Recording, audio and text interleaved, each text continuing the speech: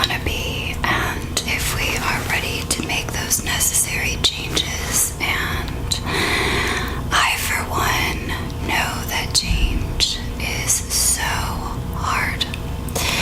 It can be really hard to question your own beliefs. It can be really hard to question authority.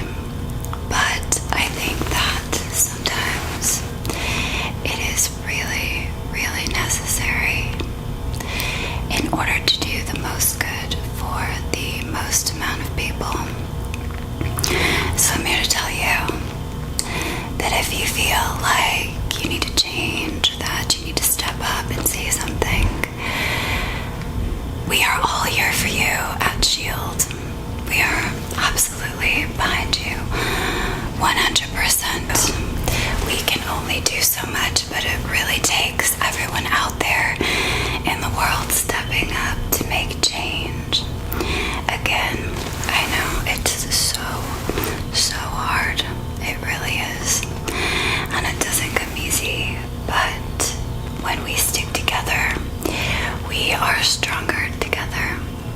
Now, I don't know if you know much about my backstory, but I thought for the longest time that my history was Cree.